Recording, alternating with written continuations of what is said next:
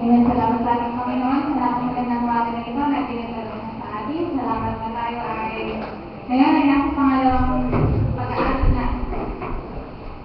Gospel truth versus error. Ang pamagat po ng ating talakayan ngayon ay matungkol sa is the first resurrection physical. Ang ating po mga teksto ay matatagpuan po dito sa Romans chapter 5 verse 12. Sa akin po ba kasahin yung Romans chapter 6 verse 23. Title ng Romans. Tapos dito. Kaya kung paano sa pamamagitan ng isang tao ay pumasok ang kasalanan sa sangkatutan at ang kamatay ay sa pamamagitan ng kasalanan at sa ganito'y ang kamatayan ay naranasan ng lahat ng mga tao sapagkat ang lahat ay nangangkasala.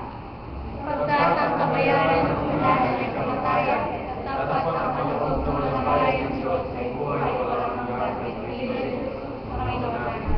Amen. Basahin ko po itong Ezekiel chapter 18 verse 4. Sa inyo po yung John 5:24. Sabi po dito sa 18:4, narito lahat ng kaluluwa ay akin. Kung paano ang kaluluwa ng Ama, gayon din ang kaluluwa ng Anak ay akin. Ang kaluluwa na nagkakasala ay mamamatay. Kaya ang kasalanan sinabi sa inyo, ang bumili sa aking salita at ang palataya sa kanya, nagturo sa akin, ay may buhay na walang hanggan at hindi makapatak sa kapal, hindi sumipat na kumayag sa kamatayan.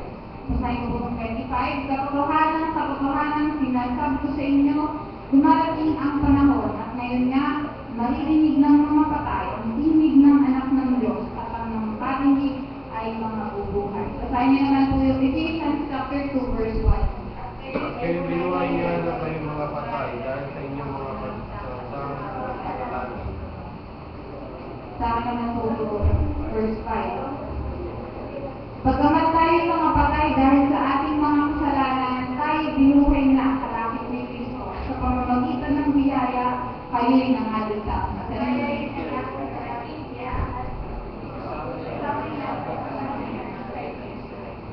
Sa akin naman po kung basahin ko po ang Colossians chapter 2 verse 13. Sa inyo naman po yung Colossians chapter 3 verse 1. Sabi po dito sa 2:13, at nang kayo'y mga patay dahil sa inyong mga kasalanan, at sa di pagtutuli ng inyong laman ay kanyang binuhay kayo na kalapit niya na ipinatawad sa atin ang lahat ng mga kasalanan.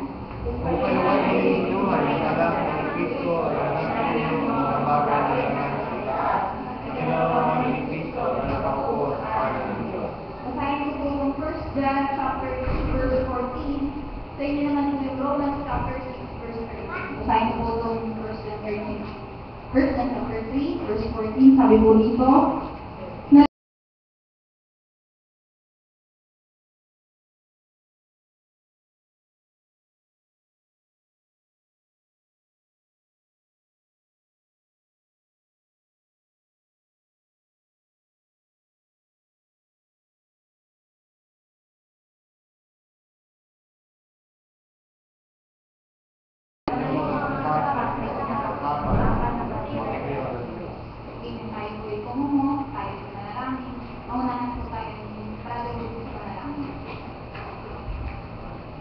Ang gala ng Panginoon sa lahat, salamat po Ama sa mga oras na ito. Hindi ko yung muling mapadako sa inyong parang lingguhan. Ang Diyos, hindi pagbabayan ng inyong Espiritu. Tulungan mo po ang aming pinayang pagkakapuro sa amin. Okay po, magbigay ng palino sa Kanya, mahagi ang nalalaman ng Panginoon, ang bawat isa ay makapag-contribute naman ang nalalaman ng Panginoon sa maraming ito ang aking. Tuloy na magpala ng namin. Salamat po Panginoon, alam namin ang gagawin kayo sa amin sa matapos sa disco na ito. Sa ngalan po ng Panginoon.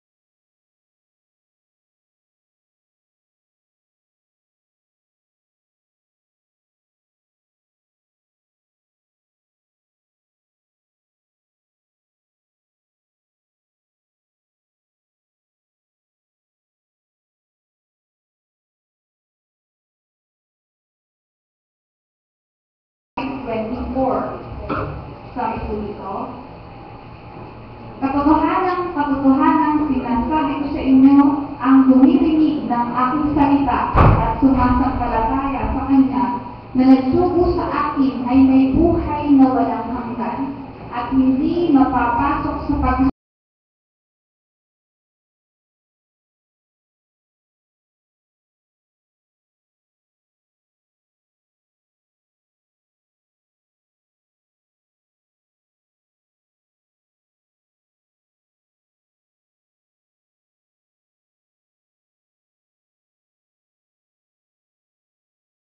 introduction. Makikita po natin dito ay patungkol po ito sa doktrina ng pagkabuhay ng mabuti. Kung sino man po yung may tanong o may mga susunod, maaari po kayong tumayo at magtanong at magbahagi ng inyong mga nalalaman. Sabi po dito sa kahulugan ng resurrection, it is the rising of Christ on the third day after the crucifixion. Rising of Christ on the third day after the resurrection. At makikita po natin, it occurs around 40 times in the New Testament. 40 times. So, walang dahilan ng tao para tanggihan niya na may pagkabuhay na mabuti. Dahil paulit-ulit na sinasabi ng Biblia, merong pagkabuhay na mabuti. At sabi po din dito, the doctrine of resurrection is one and the most important doctrine of Church of God. Bakit po kaya? Dahil maraming taong nalilito at medyo nagkakaroon sila ng complicated or confusion thinking about the first resurrection. Akala nila sa first resurrection, it's all about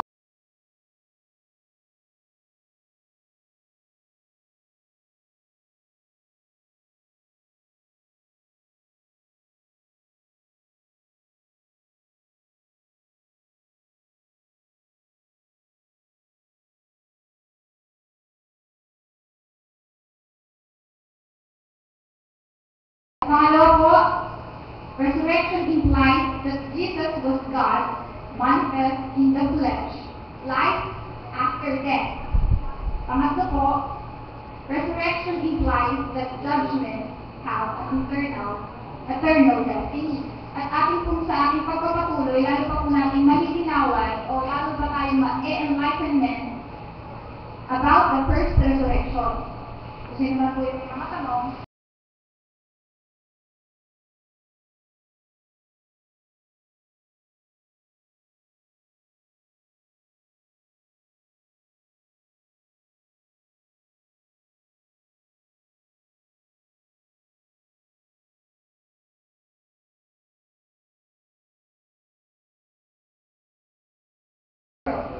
at makikita rin po natin na ang mga modernists, mga materialists, mga atheists, etc.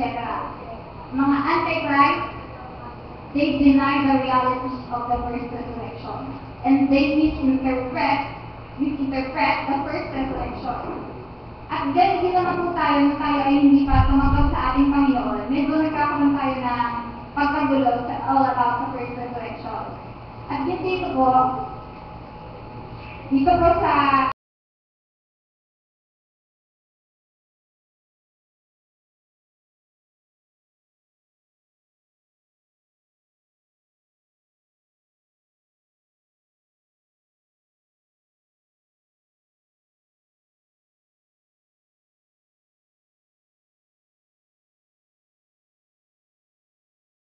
your relationship to God. Di ba po yung pinag-aralan natin last week, Adam and Eve sinned before. Di ba po sila ay nagkasala. Sila ay nawala ng relasyon sa ating Panginoon. Namatay sila spiritual, hindi sila namatay physical, mga kapatigan. Spiritual sila namatay at sila ay nagkaroon ng malaking hadla sa relasyon sa ating Panginoon. Sila ay naging mawalay at wala silang malaking ugnayan sa Diyos.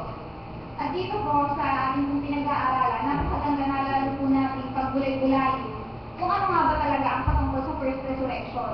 Pero ito po, unahin po muna natin ang first resurrection kasi maraming yung first resurrection, may general resurrection. Ito po ay, kung po kayong first resurrection is all about spiritual. Hindi po. Nakikita rin po natin, ang salita ng Diyos, malinaw po yan at kinakahaya na ang ating Panginoon tayo ng buhay na lang ulit sa mga patay. Kung sino man po yung mga tanong dyan na talaga. So, mga nagugustong magsalita, malaya mo kayo magsalita. Kasi maraming mga tao din na misinterpret nila na ang first resurrection is about literal. Literal na mabubuhay ang tao. Mula sa pagkapatay niya physical, mabubuhay siya ng physical ulit. Pero po dito po sa ating pag-aaralan, sa unang pagkabuhay na mahuli, dahil may pagkakataon ng tao para siya ay mag-awaken spiritual, mabuhay siya spiritual. Sapagkat sabi po dito sa Romans chapter 5, verse 12, babasahin po sa inyo, ito po yung una nating verse. Sabi po dito, kaya kung paano sa pamamagitan ng isang tao ay pumasok ang kasalanan sa sanglibutan, at ang kamatayan sa pamamagitan ng kasalanan, at sa ganito'y ang kamatayan ay naranasan ng lahat ng mga tao, sapagkat ang lahat ay nanagsasala. Yun nga po. We died spiritually sa mga hanggang ngayon na hindi pa tumatanggap sa ating Panginoon Jesus. So narinig din ang salita ng Diyos at hindi pa kayo tumatanggap sa ating Panginoon. Patay kayo spiritual. At yan ay natin sa aming buwan. Sige po. Sino naman po yung mga kanundan? Para po maganda yung ating kalakayan. May additional lang. Sige po. Sige. So, ang ibig sabihin po dito, yung pinag-aaralan po natin, ang first resurrection po is spiritual. Po ba? Ano po ba yung first resurrection? Sa ating pong susunod na ating pag-aaralan, makikita natin na ang first resurrection ay yung nung naranasan natin yung maligtas mula sa buhay makasalanan. Yun yung first resurrection na maano sa tao. Ngayon po sa ating panahong kasalukuyan, marami pong nagtuturo na ang meron daw pong dalawang physical resurrection.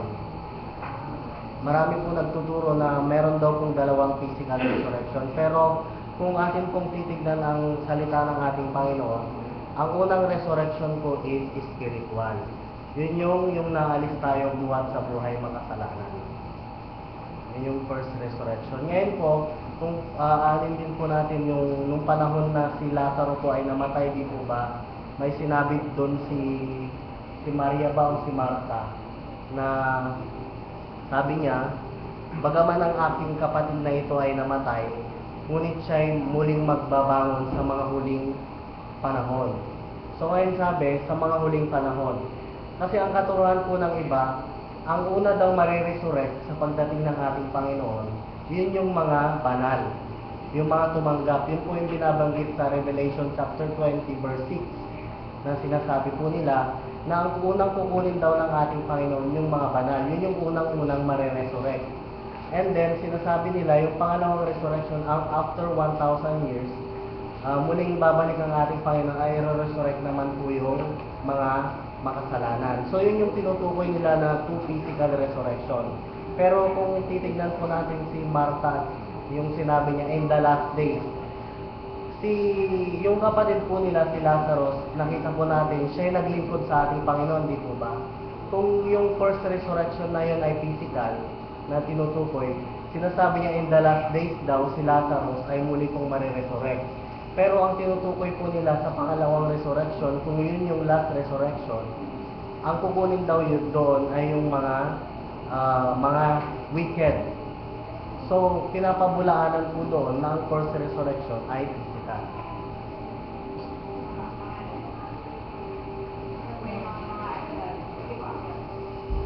How can we know that we are resurrected? Paano daw natin malalaman kung naranasan natin ang resurrection?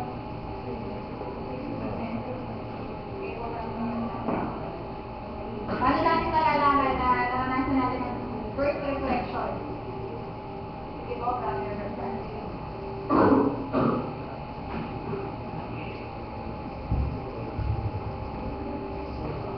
Bago natin sagutin yung tanong ni Brother Rudy, dapat maging Clear? clear muna sa atin yung alam natin na kailangan nating mabuhay na maguli. Mag-clear natin na bakit kinakailangan mabuhay na maguli. Ano ba yung dapat mabuhay sa atin? Kasi hanggang hindi natin nalalaman o tinatanggap sa ating sarili ng mga tao na sila'y patay, hindi sila maghahanap ng paraan para muling mabuhay. So, kailangan malaman mo natin paano bang namamatay yung tao. At ano ba yung tinatawag dito sa may question sa likod naman? Ano ba yung spiritual death? Kasi sinasabi rito na pinag-aaralan natin, yung first resurrection is about our spiritual life. Bakit? Kasi naranasan ang lahat ng tao mamatay. And that was happened nung sina Adan at Eva ay nagkasala, hindi sila namatay physically, but sila namatay spiritually. So, yung time na yun, at hanggang sa ating kapanahunan, naranasan ng lahat ng mga tao mamatay. Spiritually. So, yun yung kinakailangan muling mabuhay. Kaya ano ba ibig sabihin ng patay spiritual?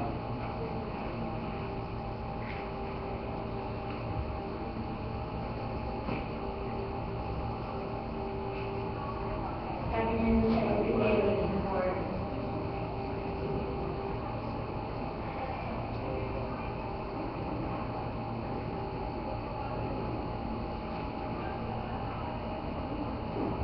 narito ang lahat ng kaluluwa ay akin. Paano ang kaluluwa ng mamayan ang kaluluwa ng anak ay akin. Ang kaluluwa na nagkakasala ay mamamatay. Ano bang ibig sabihin ng resurrection, mga kapatid? Mabuhay. Resurrect, ibig sabihin from death to life. Kaya yung sinasabi dito sa Ezekiel na lahat ay nagkasala. Lahat ng makasalanan, sila ay patay. Yun yung doon sa panahon ng creation, di ba, si Eva, kasi Adan, nagkasala sila. Hindi sila physically na namatay yung time na nagkasala sila. Hindi sila physical na namatay, kundi sila ay nasipay sa Panginoon. Diba, pinalaya sila sa pinagiging. Nawala yung unayan nila sa Panginoon. So, namatay sila spiritual. Kasi sabi ng Panginoon kapag kinain mo yung bunga ng punong kahoy na to, ng pagkakilala ng mabulit na sama, kayo mamamatay. Pero namatay sila, mga kapatid, hindi physical, kundi sila namatay spiritually. Kaya nga dito, yung tanong ni Brother Francisco, tanong natin ang ito kayo, what is spiritual death? Tanong ko, ano ba yung kamatayang spiritual na tinutukoy? Yun. Kaya yung kamatayang spiritual, yung tao na iwalay sa Panginoon. Kasi parang ang tao sa Diyos dahil sa kasalanan. Kaya nga sa pamamagitan ng Kristo, pwede tayong mabuhay spiritual. Anong dapat gawin ng tao para siya mabuhay, ma-resurrect? Kinakailangan niya mag-isip sa kanyang kasalanan. Kaya nga kayo yung mga muling binuhay, sabi tayo, tuloy-tuloy na yun mga natin sa 30 verse 1. Na tayong bubuhay na mag-uwi ng Diyos mula sa kamatayan. Yung kamatayan na yun, kung tayo namatay spiritual. Kaya yung pagkabuhay na mag-uwi dito, yung dati patay na spiritual, wala kang dito sa Diyos. Ngayon, bubuhayin ka, pagkakaroon niya ng reconciliation. Yung dati napatay na ugnayan mo sa Panginoon dahil sa kasalanan, muli mabubuhay. Amen. Salamat sa message na yan. Sabi nga po sa Romans 6:20. The soul that is dead must be must be resurrected. Dito po sa Ezekiel chapter 18:4, sabi po sa sabi po nito. Narito lahat ng kaluluwa ay akin. Kung paano ang kaluluwa ng Ama, hindi ang kaluluwa ng Anak ay akin. Ang kaluluwa na nagkakasyada ay mamamatay. Amen. Panginoon, dahil malinaw na yan, kapag ang tao ay nabubuhay sa kasalanan, siya ay patay spiritual. At kinakailangan you must be resurrected. Maranasan mo ang first resurrection na inaalok ng ating Panginoon Jesus. Ikaw ay may parte at ikaw ay may responsibilidad na kinakailangan mo maranasan ang inaalok o ino-offer na ito ng ating Panginoon Jesus. Dahil darating ang panahon sa general resurrection, hindi ka na makakapili. Hindi mo na makipili na piliin mo na makasama ang Diyos dahil huli na ang lahat. At ngayon, sa pagkakataon na ito, binibigyan ka ng Diyos ng pagkakataon na lumapit ka sa Kanya. Huwag mong tanggihan ang inaalok ng ating Panginoon sa first resurrection na yan, na kung alam mo ikaw ay patay spiritual, ikaw ay nagkakasala sa mga oras na ito, kailangan mo mag-born again, mga kapatid. Yung nag-usap si Nicodemo at ang ating Panginoong Jesus, hindi maintindihan ni Nicodemo kung anong pinapaliwanag ng ating Panginoong Jesus. Sabi, kinakailangan pa nga na ako ipanganak na ulit na aking ina para ako ay magkabuo na.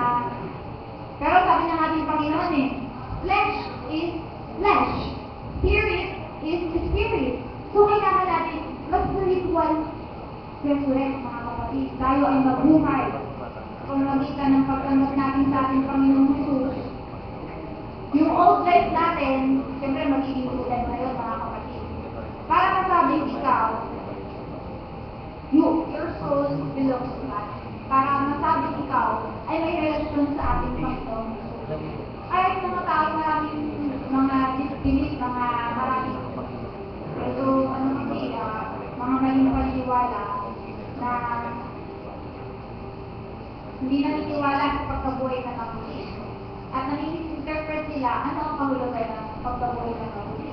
Ang mga kasing tao, alam nila, literal, na mabubuhay sa muli ang tao. Kahit ako, mga kapatid, mga ako hindi pa tumatanggap sa ating Panginoong Jesus. Ako ay, ang pagkakaalam ko, ang first resurrection, ako ay mabubuhay. Ang katawan kong physical ay mabubuhay. Kung kahit ako ay nagkakasala, meron pa rin akong relasyon sa ating Panginoong Jesus. Pero mali pala yun, mga kapatid. Mali pala yung nasa utak ng Diyos. Kaya salamat sa ating Panginoon dahil ngayon, napapag-aralan natin kung kanyang mga salita. Sige? Akala ko na mga. Dito sa John chapter 5:24, tayo po natin dito sa 5:24 po. Sabi mo dito, katotohanan sinasabi ko sa inyo, ang dumirinig ng aking salita at sumasampalataya sa Kanya na nagsugo sa akin ay may buhay na walang hanggan at hindi mapapasok sa paghatol, kundi lumipat na sa kabuhayan mula sa kamatayan. Ayan, doon po sa verse na yan, ipinapaliwanag po mabuti ng ating Panginoong Jesus na dyan po ay sinasabi dito, notice how Jesus used the word here in this verse. Dito sa English, maganda po yun Hear my word. Sino yung mga dumirinig ng kanyang salita? Pagpapakita po yan na ang panahon o ang oras ng Diyos ay darating. The hour is coming when the dead shall hear the voice of the Son of God and they that hear shall live. Yung mga nakarinig ay mabubuhay. Mabubuhay po ang mga nakarinig. At sabi din po dito, many hear in their ears the gospel preached, but only those who hear in the heart. Sino lang po yung dumirig sa kanilang mga puso? Kasi maraming mga tao nakakarinig ng salita ng Diyos hanggang tenga lang yan. Pero pag hanggang tenga lang yan at hindi mo pinapasok sa puso mo, sabi mo, nakarinig naman ako ng salita ng Diyos, ligtas na ako. Hindi yan mga minamahal.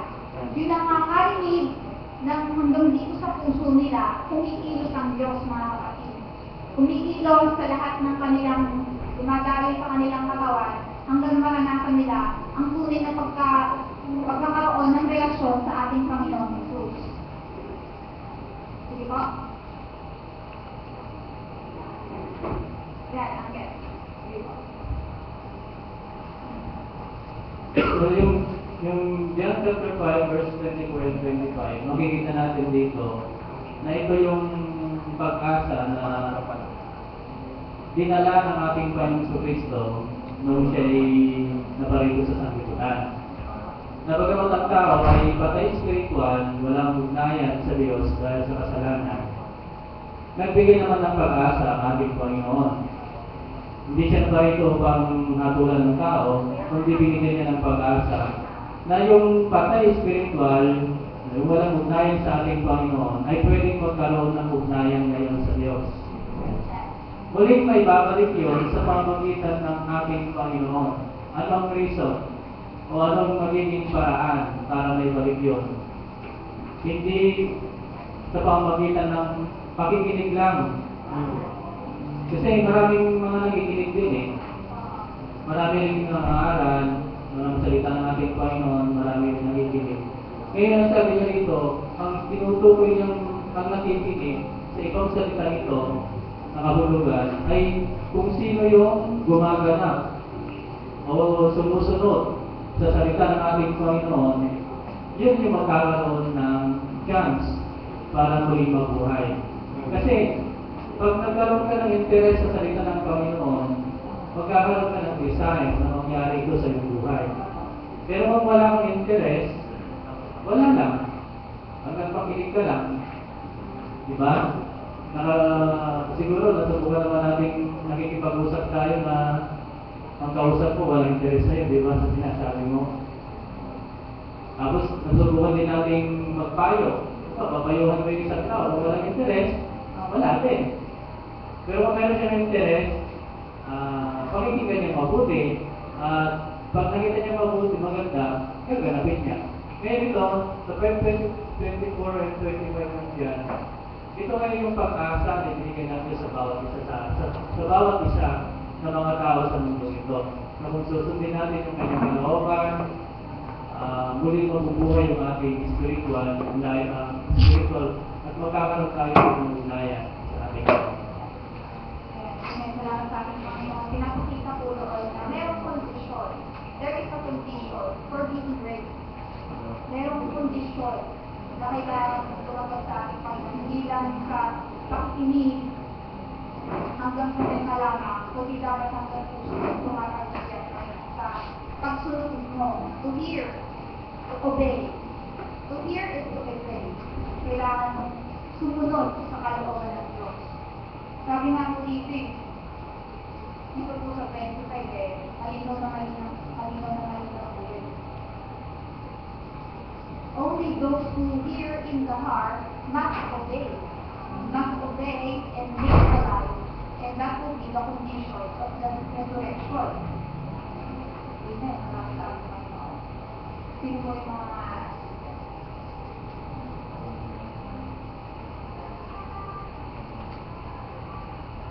ito tanong ko lang po. Sino po yung may part sa first resurrection? Sino po yung may part? Sige po. Who can have a part in the first resurrection?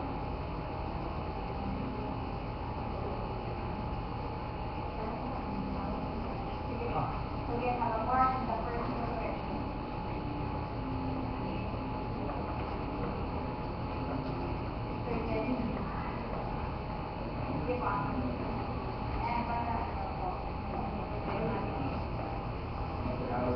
Yung mga bahagi sa unang pagkabuhay na pagkabuhay ay yung mga kasalanan ng mga pagkabuhay.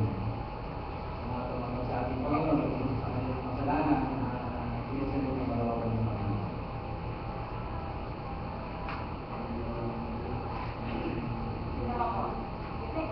Sige po. Ano po yung message? Meron bang multiple resurrection? Kailan? Na ibang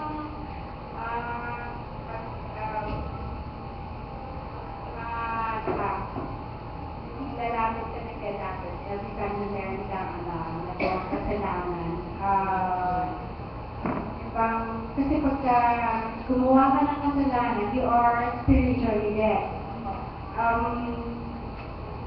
Pagka mabuhay ka na mabuhay pagka mag-ano ka. Kasi before, kaming lahat ay we are spiritually dead. Kasi hindi namin alam yung katotohanan regarding sa ligtasan na kailangan tanggapin ang Panginoon, kailangan mong magsisi ng iyong mga kasalanan at tanggapin ang Panginoon as your Savior.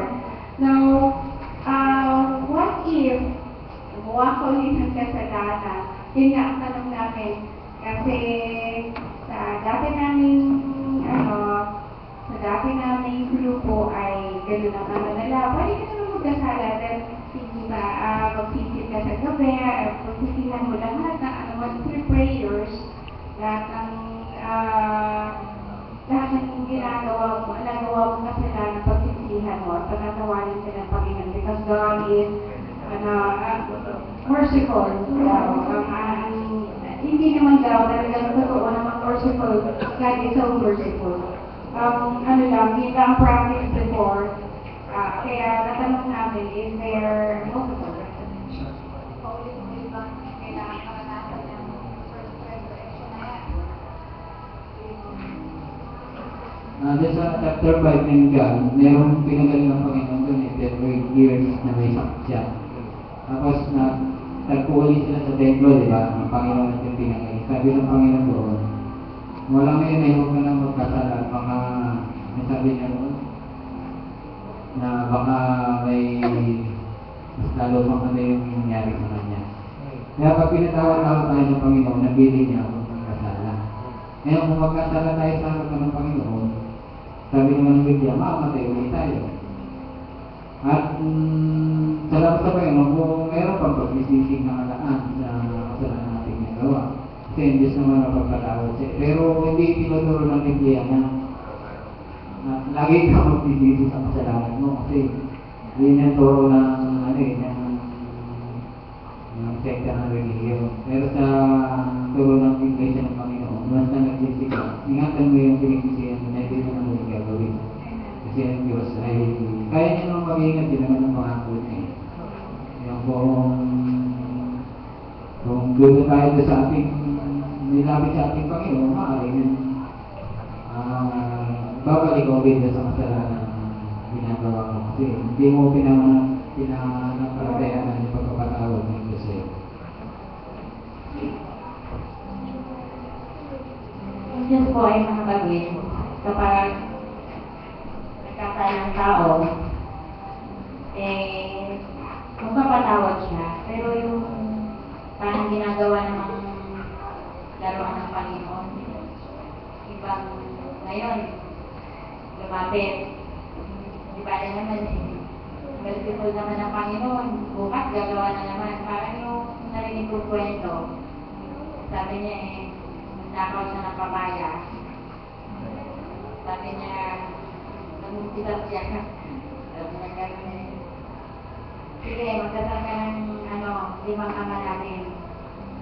Nakalipang Ate Maria yata yun. Sinubli naman niya. Sabi niya, ginawa niya dito sa buko. Sabi ko, tigili ba lang sa kasalanan mo. Hindi kasi sinama na daw niya kasi may isa pa daw, babalikan niya yung isa. Hindi tayo nakikipag Ngayon, nalaman natin yung talagang aral ng Panginoon na yung pagsisisi sa kasalanan. Pag lumapit ka sa pagsisisi, maging tapat ka sa yung pagsisisi.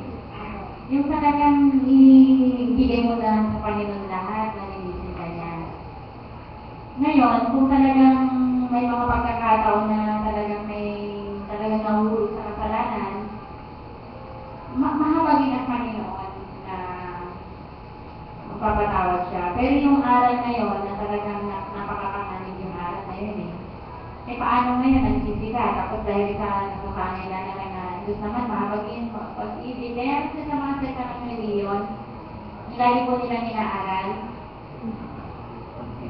Once saved, always saved.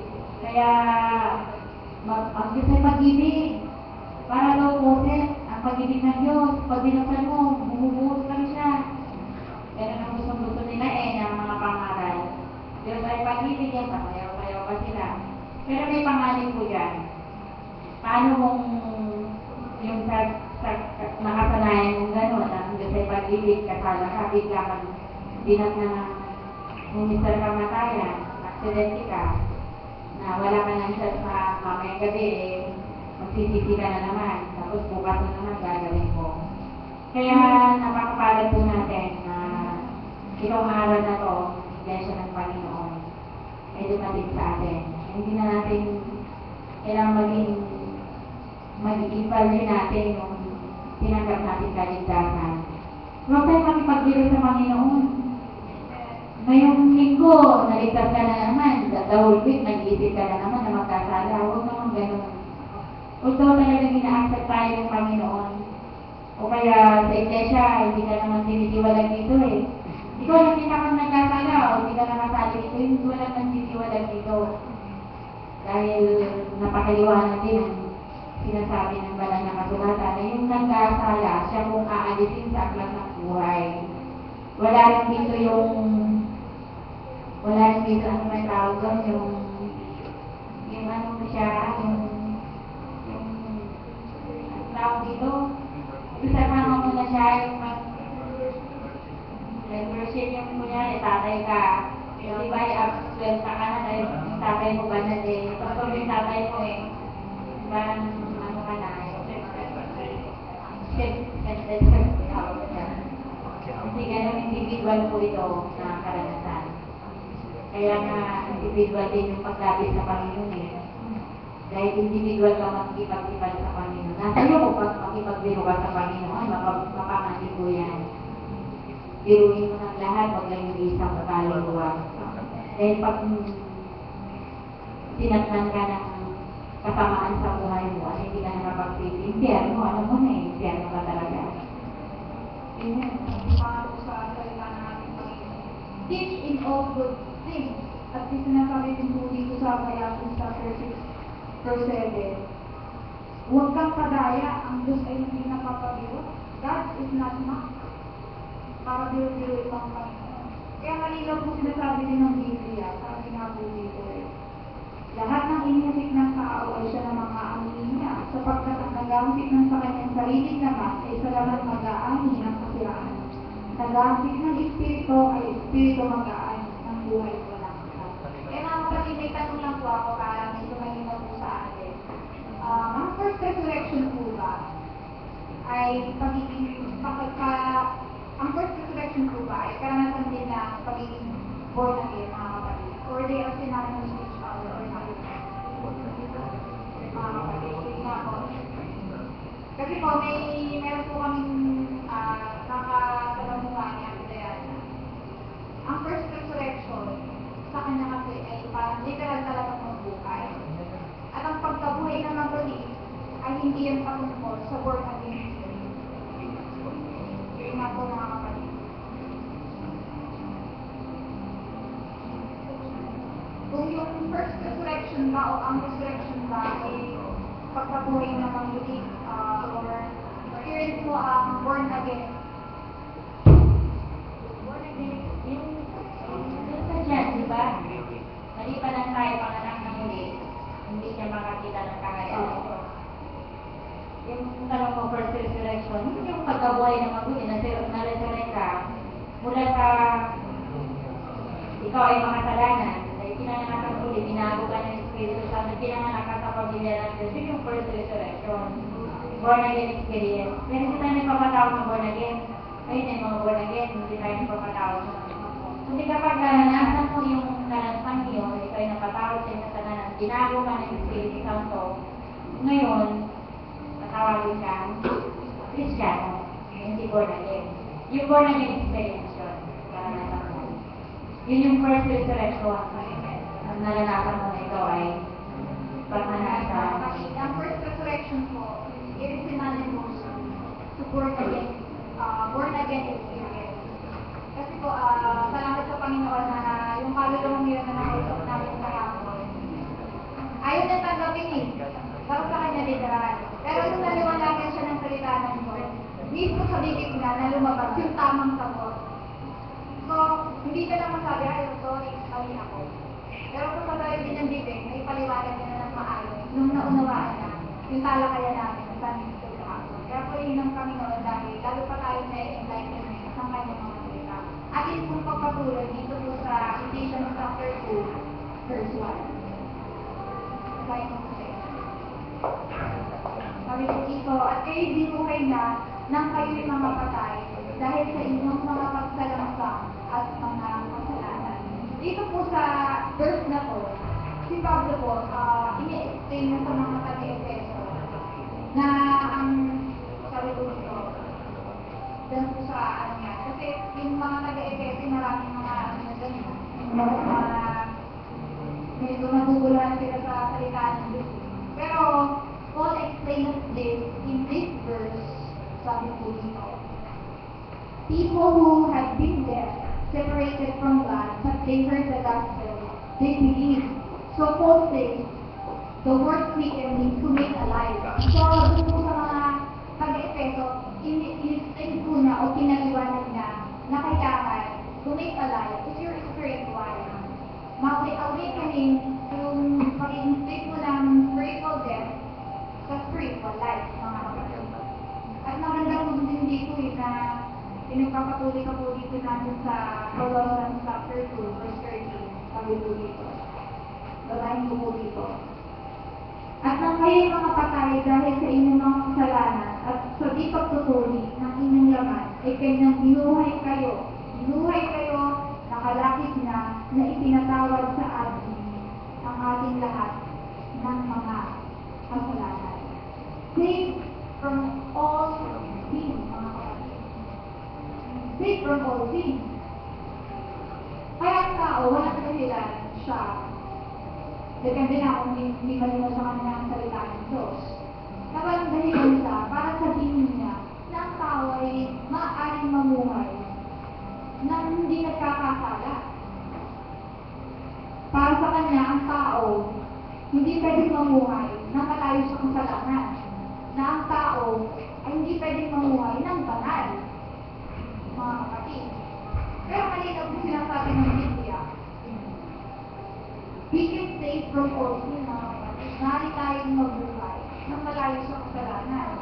So, sabi nga, what a wonderful God. Those who are dead in sin can be resurrected. Maaring mabuhay. Dito pa, magpapatuloy pa po natin dito sa, sa 1 John 3:14.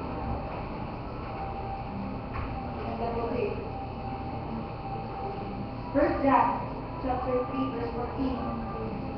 Sabi ko dito, nalalaman natin tayo na malipat na sa buhay mula sa kamatayan sapagkat tayo nagsisiibig sa mga kapatid. Ang hindi umiibig ay nananahan sa kamatayan. Malinaw na malinaw ang sinasabi ng salita ng Diyos. Pass from death into life. Kasi po, kung sino man po yung may gusto nagugulat pa dyan, malinaw na po ba sa atin yun? Nakapatid. Sige po, brother, kasi po. So, meron akong tanong. Opo. Ito, individual ko eh. Opo. Sabi ko ni Sister Rose kanina, hindi na lang mahulugan na pag yung tatay, yung nanay, naging Kristiyano, automatically, Kristiyano na rin yung mga kasama sa bahay. Kaya tanong, paano natin malalaman kung mapapatunayan na tayo ay muling nabuhay na spiritually? Kasi hindi lang physically yung usapan dito eh. Pero alam nyo, kung tutusin, kung hindi nagkasala si Adan at si Eva, eh kahit physical nun, walang kamatayan. Hindi sila mamamatay physically. Kaya lang, kung sila magkasala, tinawag sila namatay spiritually, kundi dumating na rin yung kamatayan physical. So, ang aking tanong dito, paano mo mapapatunayan o paano natin alam sa ating sarili? Kasi hindi naman alam ng tao ito eh. Hindi naman ng kapwa mo, kundi ikaw at ang Diyos, and then makikita sa buhay. Ngayon, paano natin malalaman na tayo ay nabuhay na mabuhay? What are the indicators to know that you experience the first resurrection? What is that? Sige, sabi mo.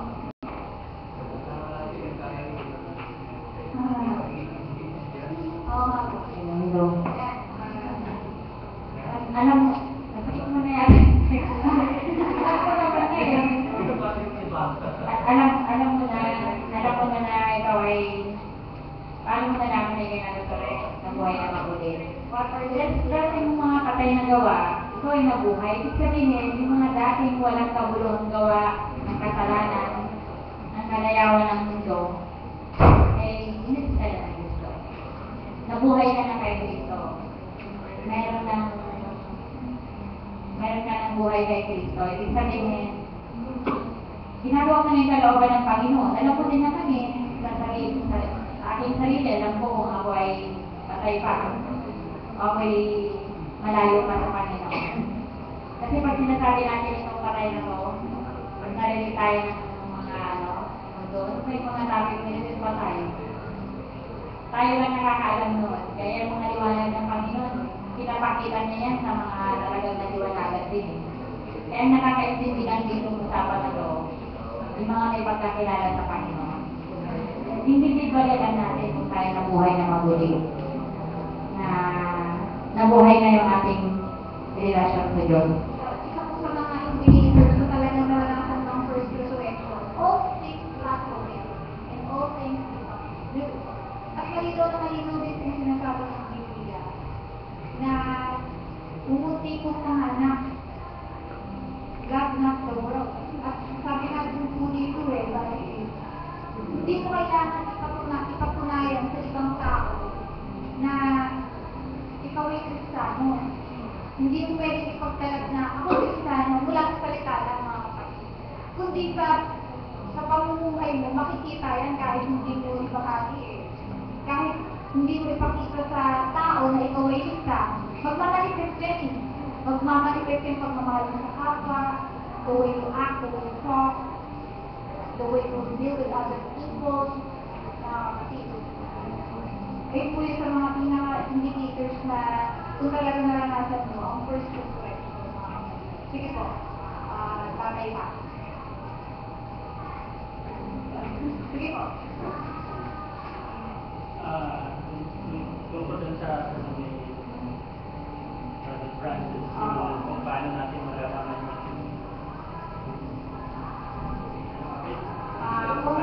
Parang sa namin yung first resurrection. Sa isang Kristiyano, yun nga, alam natin yun na kapag tayo'y patay na sa spiritual, yun yung mga taong gumagawa pa ng lahat ng kalayawan, yung mga gawain sa mundo ito, na doon ka nakakahiligan niya.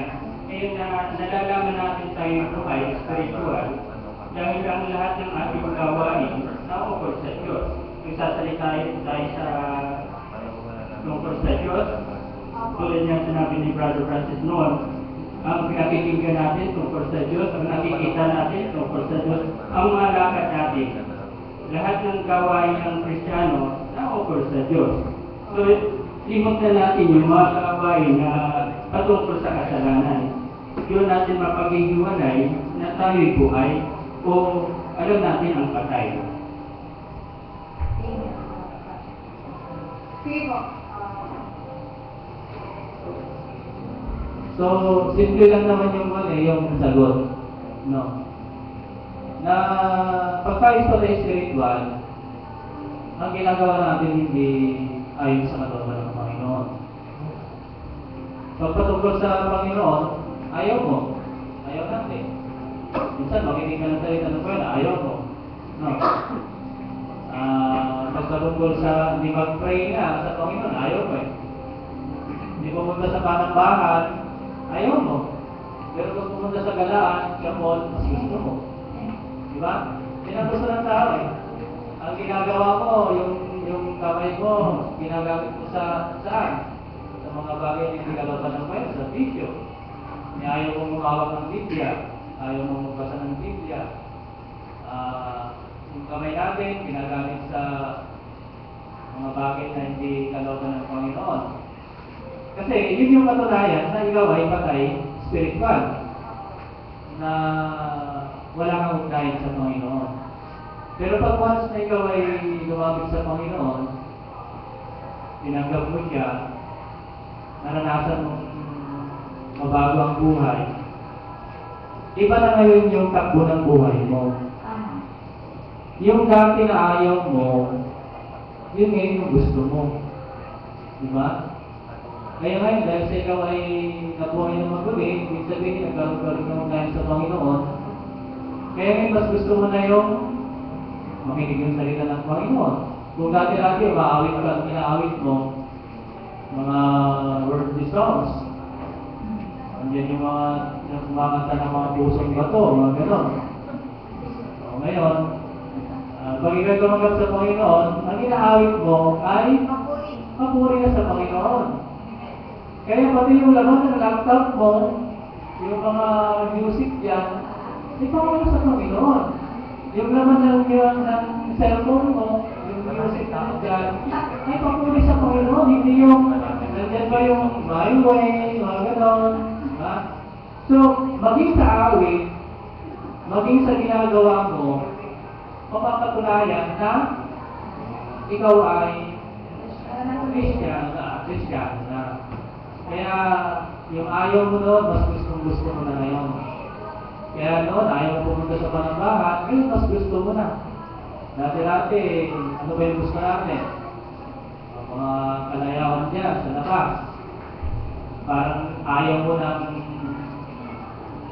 yung huli ka sa passion of this world, di ba? Gusto mo sumabay. Pero ngayon, pag ikaw ay nabago na, nagkaroon ka rin ng ugnayan sa Panginoon, you dare to be different. Kahit na sabihin nila na, oy, Lordjam ka na, ganyan na yung ban mo. Kasi yun ang katunayan eh. Kaya salamat sa Panginoon na alam natin na may ginawa ang Diyos sa ating buhay. Kaya yun ang reason, kaya sinusunod natin. Ayun nga po sa pinag-aaralan natin, is first resurrection physical. So, ang first resurrection po is all about the spiritual resurrection. At ang mga anak ng Diyos, sila ay nagsusuma sa mga bagay na maka-spiritual na bagay, mga kapatid. Hindi sila nakatuon sa mga bagay na material lang o nakikita ng tao, mga kapatid. Sila ay, sabi nga po dito sa Romans chapter 8, verse 6, sabi po dito, sapagkat ang kaisipan ng laman ay kamatayan, dapat po ang kaisipan ng Espiritu ay kapayapaan. For to be carnally minded is death. Yung nasa isip mo pa na yung mga makamundong bagay, yan ay kamatayan, mga kapatid. But to be spiritually minded is life and peace. First resurrection, mga kapatid. Spiritual ang mga anak ng Diyos, nakatuon sila sa mga bagay na hindi nakikita. Kasi maraming tao na nakatuon lang sa mga bagay na material. At ang pag-iisang indicators ng anak ng Diyos, hindi yan nagsusumapit sa mga bagay na material eh. Kaya, mahirap naman ka, mahirap ka, wala ka ng pera sa bulsa, pero relasyon mo sa Panginoon, mayaman ka, mga kapatid. Sige po, ang po. Tanong ko lang. Sige po. Diba tayo ay Christian? Christian. Yung pag-isip natin ay puro spiritual. Ako. Ngayon tayo humingi ng Humingi na. material na bagay. Material na. Ito ba'y masasasama? Tayo ba ay humingi? Sige po. Siyempre tayo, sabi na nga, yung material na bagay, hindi tayo paano kung tayo humingi rin ng material na bagay? Kasi yung kaisipan natin ay nakatuon na lamang sa spiritual. Ngayon, kung nagkaroon din ng ano ay tayo humingi sa Diyos, ng material, ay tayo ba yung kakasala doon, tayo ba yung alisin ng Diyos? Humingi pa Kasi tayo. ikaw ay humingi natin ng material, para sa atin naman. Ako.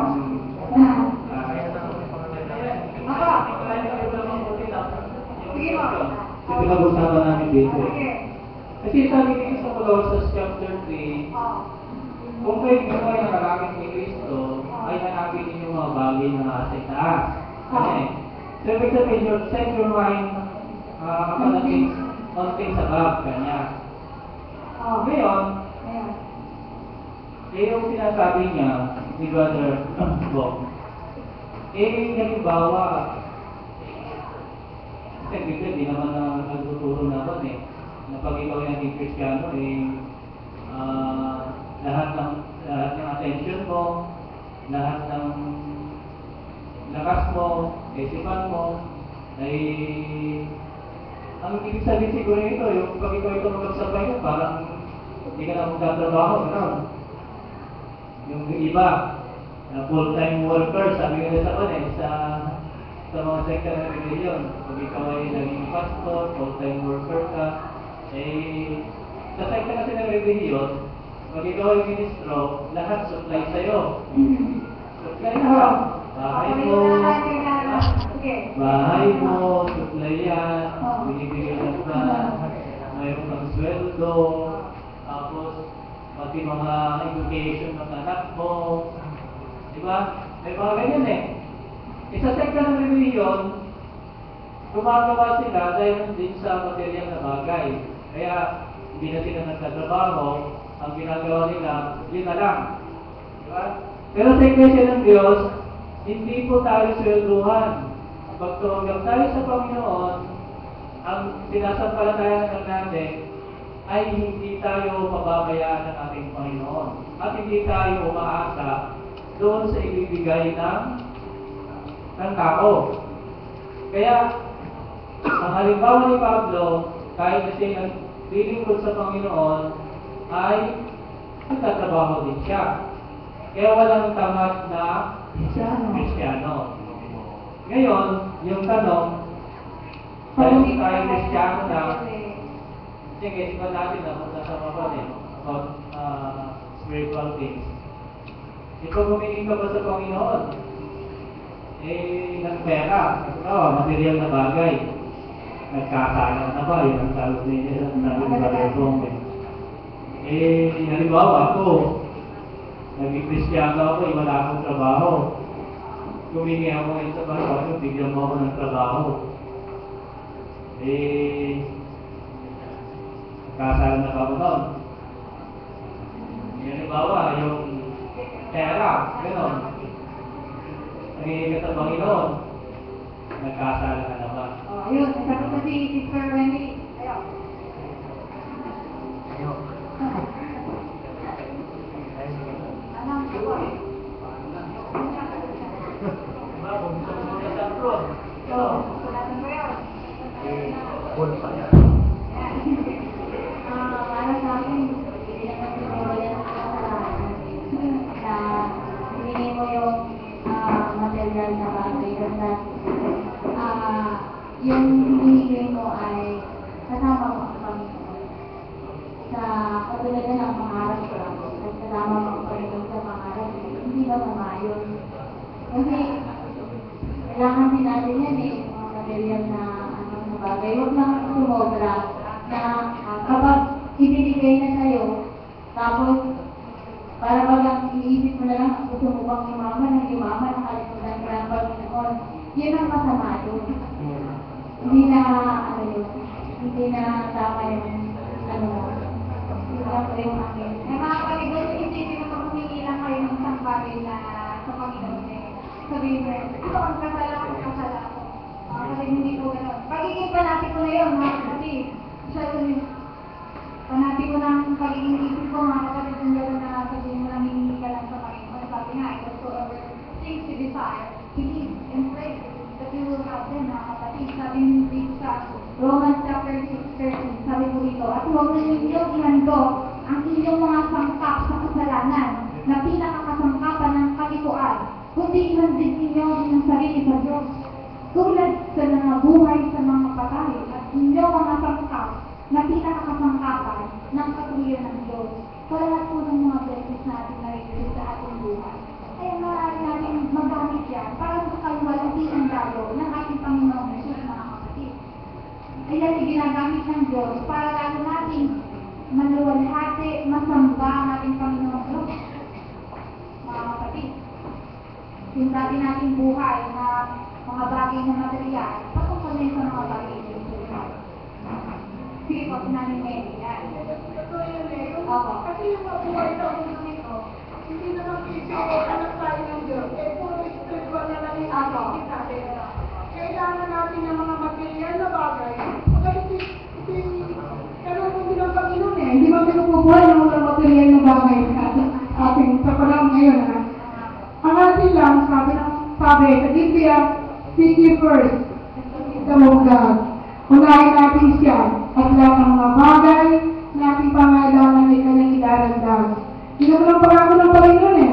So tayo, pag Kristiyano na tayo, lahat natin pangailangan, ito ating hihigin sa pangalan ng ating Panginoon.